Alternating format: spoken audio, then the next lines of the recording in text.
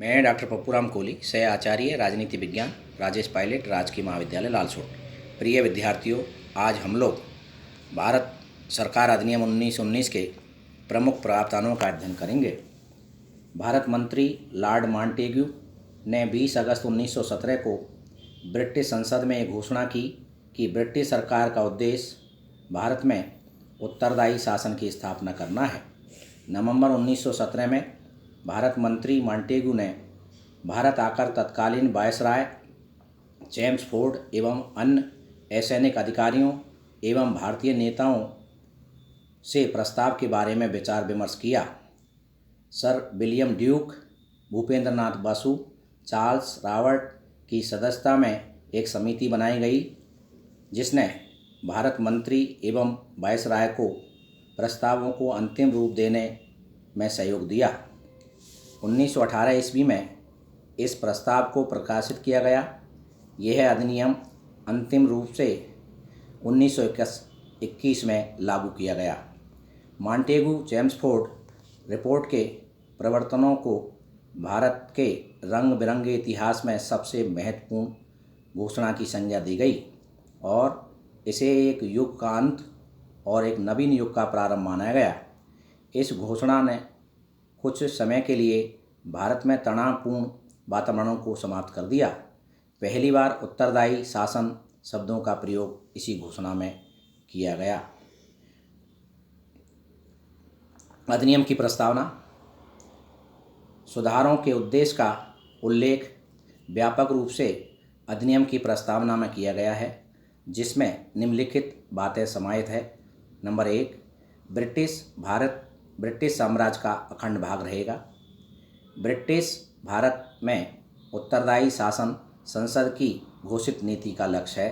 Number 3, उत्तरदायी शासन धीरे धीरे ही दिया जा सकता है।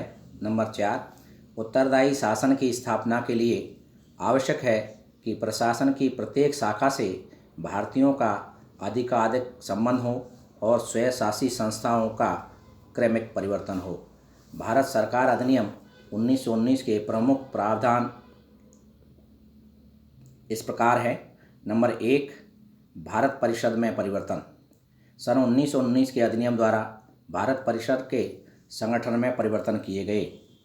इसमें कम से कम 8 और अधिक से अधिक 12 सदस्य सम्मिलित करने की व्यवस्था की गई।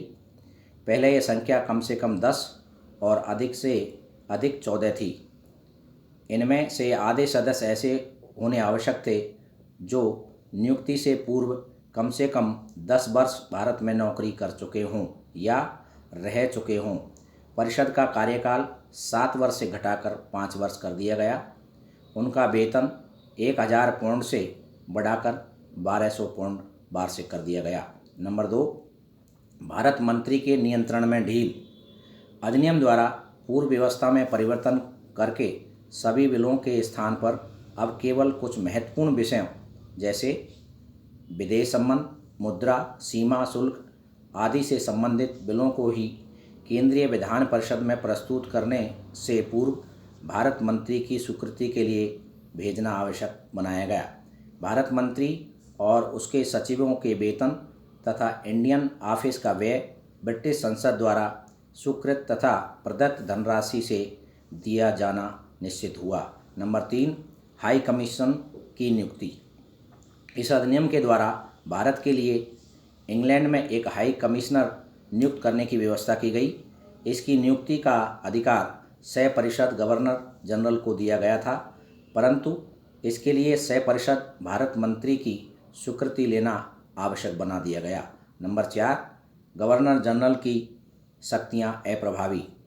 यह अधिनियम गवर्नर जनरल की मनमानी शक्तियों पर कोई विशेष प्रभाव नहीं डाल सका। वह अब भी पूर्ण निरंकुश और स्वेच्छाचारी था। उसकी शक्तियां असीमित ही रही और न ही वह भारतीय जनता के प्रति उत्तरदायी था। केवल भारत सचिव का ही उसके ऊपर वास्तविक नियंत्रण था, जो अपनी नीतियों के लिए ब्रिटिश संसद के प्रति उत्तरदायी था। नंबर 5, केंद्रीय कार्यकारिणी में परिवर्तन।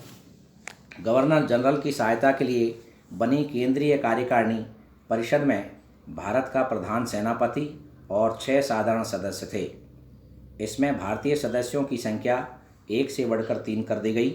गवर्नर जनरल के लिए अपनी कार्यकारिणी परिषद की सलाह मानना अनिवार्य नहीं था। नंबर 6, केंद्रीय व्यवस्थापिका का पुनर्गठन। इस अधिनियम के द्वारा केंद्रीय व्यवस्थापिका का पुनर्गठन किया गया। इसे एक सदनीय के स्थान पर द्विसदनीय बनाया गया। इसके ऊपरी सदन का नाम राज्य परिषद और निम्न सदन का नाम विधानसभा रखा गया। इसका संगठन अग्रवत था। नंबर 1, राज्य परिषद। यह केंद्रीय व्यवस्थापिका का ऊपरी सदन था। इसकी कुल सदस्य संख्या 60 थी, जिनमें 27 मनोनीत तथा 33 निर्वाचित सदस्य होते थे। इस सदन का प्रधान गवर्नर जनरल द्वारा मनोनीत किया जाता था। राज्य परिषद का कार्यकाल 5 वर्ष निश्चित किया गया था, परंतु गवर्नर जनरल उसे किसी भी समय भंग कर सकता था। विशेष परिस्थितियों में वह इसकी अवधि बढ़ा भी सकता था। नंबर 2, विधानसभा। यह केंद्रीय व्यवस्थापिका का निम्न सदन था। इसके कुल 145 सदस्यों में से 26 सरकारी, 14 मनोनीत तथा शेष 105 निर्वाचित सदस्य थे। 105 निर्वाचित सदस्यों में 53 सामान्य चुनाव क्षेत्रों से, 32 सांप्रदायिक चुनाव क्षेत्रों से तथा शेष 20 विशेष चुनाव क्षेत्रों से चुने जाने की व्यवस्था की गई थी। इसका कार्यकाल 3 वर्ष निश्चित हुआ, परंतु गवर्नर जनरल उसे किसी भी समय भंग करने का अधिकार रखता था। वह उसकी अवधि बढ़ा भी सकता था। विधानसभा के प्रथम प्रधान को गवर्नर जनरल 4 वर्ष के लिए नियुक्त करता था। उसके बाद सभा स्वयं प्रधान चुनती थी। केंद्रीय व्यवस्थापिका को केंद्रीय सूची के विषयों पर कानून बनाने का अधिकार था। उसे संपूर्ण ब्रिटिश भारत के लिए भी कानून बनाने का अधिकार प्राप्त था। इसके अतिरिक्त प्रचलित कानूनों को रद्द करने या उनमें संशोधन करने का भी अधिकार उसे प्राप्त था। नंबर 7, प्रांतों में द्वैध शासन। प्रांतों में दोहरी शासन व्यवस्था लागू करना इस अधिनियम की सबसे प्रमुख विशेषता थी। इस दोहरे द्वैध शासन के अंतर्गत प्रांतीय शासन के विषयों को 2 वर्गों में विभक्त किया गया था। ये विषय निम्न प्रकार थे। नंबर ए, आरक्षित विषय। आरक्षित विषयों का प्रशासन प्रांतीय गवर्नर अपनी कार्यकारिणी परिषद के परामर्श के अनुसार करता था। मुख्य आरक्षित विषय पुलिस, जेल, शांति व्यवस्था, न्याय, भूमि और राजस्व का प्रबंध, सिंचाई और समाचार पत्र आदि थे। नंबर 2, व हस्तांतरित विषय। स्थानीय स्वायत्त संस्थाएं सार्वजनिक स्वास्थ्य व चिकित्सा, शिक्षा, कृषि आदि विषयों को हस्तांतरित विषयों के अंतर्गत रखा गया था। इन विषयों का प्रशासन उन मंत्रियों के हाथों में था जिनकी नियुक्ति गवर्नर जनरल द्वारा विधानमंडल के निर्वाचित सदस्यों में से की जाती थी। मंत्रियों का उत्तरदायित्व विधानमंडल के प्रति था। नंबर 8, प्रांतीय कार्यकारिणी में परिवर्तन। प्रांतीय कार्यकारिणी में 4 से अधिक सदस्य नहीं हो सकते थे। साधारणतया पूरी संख्या के आधे सदस्य भारतीय होते थे और कार्यकारिणी के सदस्यों में से एक ऐसा अवश्य होता था जिसे नियुक्ति से पूर्व 12 वर्ष तक सरकारी नौकरी का अनुभव हो। उसकी नियुक्ति सम्राट द्वारा 5 वर्ष की अवधि के लिए की जाती थी। कार्यकारिणी के सदस्य अपने पद के नाते व्यवस्थापिका सभा के सदस्य भी होते थे, परंतु व्यवस्थापिका सभा के प्रति उनका कोई उत्तरदायित्व नहीं था। नंबर 9, प्रांतीय विधान परिषदों का पुनर्गठन। इस अधिनियम के द्वारा प्रांतों की विधान परिषदों में महत्वपूर्ण परिवर्तन किए गए। इनकी सदस्य संख्या में वृद्धि करते हुए बड़े प्रांतों की विधान परिषदों में अधिक से अधिक 140 और छोटे प्रांतों में कम से कम 60 सदस्य रखने की व्यवस्था की गई। इनमें से अधिक 20% सरकारी सदस्य हो सकते थे और कम से कम 70% का निर्वाचन होना आवश्यक था। शेष 10 गैर सरकारी सदस्य होते थे। इस प्रकार प्रांतीय विधान परिषदों में निर्वाचित सदस्यों का यथेष्ट बहुमत की व्यवस्था कर दी गई। इन प्रांतीय विधान परिषदों को सभी प्रांतीय विषयों पर कानून बनाने का अधिकार था। नंबर 10, शक्ति विभाजन। इस अधिनियम के द्वारा केंद्रीय और प्रांतीय सरकारों के मध्य शक्ति विभाजन भी किया गया वे विषय जो लगभग संपूर्ण भारत या अंतांतीन हित से संबंधित थे केंद्र के अधीन रखे गए, तथा जो विषय प्रांतीय हित से विशेष संबंध रखते थे प्रांतों के अंतर्गत रखे गए। केंद्र के अधिकार में रक्षा, विदेशी तथा राजनीतिक संबंध, मुद्रा, डाक, वेतार आदि 47 विषय थे। प्रांतीय क्षेत्र के अंतर्गत स्थानीय स्वशासन, सार्वजनिक कार्य, शिक्षा, कृषि, चिकित्सा और जन स्वास्थ्य आदि 51 विषय थे। अन्य बचे हुए विषय केंद्र के अधिकार में थे। नंबर 11, सांप्रदायिक चुनाव प्रणाली का विस्तार।